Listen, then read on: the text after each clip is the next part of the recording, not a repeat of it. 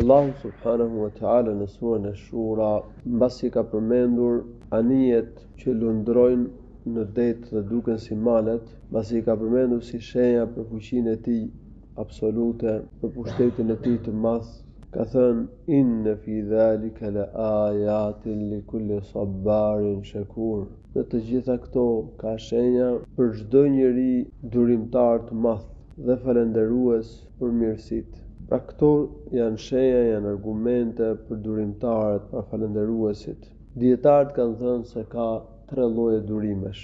Durimi për t'i bërë ibadet Allahut, për të adhuruar Allahun e lartësuar. Njeriu mund të hasë vështirësi për kryerjen e ibadeteve, për bërjen e veprave të mira, por duhet të duroj, duhet ta mbajë veten edhe t'i kryej veprat e mira. Për shembull, ka një farë vështirësie të çohet njeriu dhe të falë namazin e sabahut, sepse nefsi pëlqen rahatin dhe gjumin. Por çohesh dhe e kryen këtë detyrë. Po kështu edhe për namazet e tjera, për agjërimin e tjerë. Edhe pse përgjithsisht ibadetet nuk janë të vështira, janë të lehta.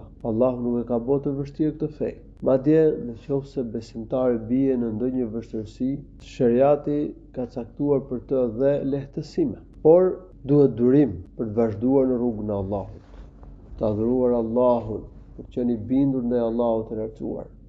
Kështu një nga llojet e durimit është durimi në bërjen e ibadetit. Allahu thot në Kur'an: "Wa'mur ahlaka bis-salati wastabir 'alayha." Urdhëroje familjen tënde të falin namazin dhe duro në faljen e namazit. Gjithashtu Allah thotë në Kur'an: "Rabbus samawati wal ardi wama bainahuma fa'budhu wastabir li'ibadati." Zoti i qiejve dhe i tokës dhe i gjithçkaja që gjendet ndërmjet tyre. Adhuroje atë dhe duro në adhurimin e tij. Dhe ky është lloji më i mirë i durimit, se ne jemi krijuar të adhurojmë Allahun. Prandaj ky është lloji më i mirë i adhurimit, të durosh dhe të adhurosh Allahun.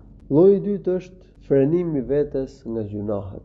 Në mënyrë që njeriu të frenoj veten, të mos bjerë në gjunahe, të mposh dëshirën që e nxit për të bërë gjunahe, duhet durim. Pse nefsi tërhiqet për të bërë një mëkat, për të bërë një gjunah, për të plotësuar diçka që e dëshiron, por duhet ta mbash nefsin, duhet ta mposhtësh dëshirën e keqe, duhet ta frenosh veten nga mëkati. Edhe ky është durim. Se durimi është vetëpërmbajtje, dhe ky është një nga llojet e durimit. Allahu i lartësuar e ka lavdëruar Jusufin alayhis salam në Kur'an se e mbajti veten, e frenoi veten dhe nuk ra në mëkatin e immoralitetit. Kështu që na nevojitet durim edhe në këtë aspekt. Pranojmë veten, mos bijmë në gjunahe, të mposhtim dëshirat e këqija, dhe të mos jepemi pas gjunaheve. E treta është durimi ndaj sprovave, ndaj goditjeve, ndaj këqijave që mund t'i bien robët.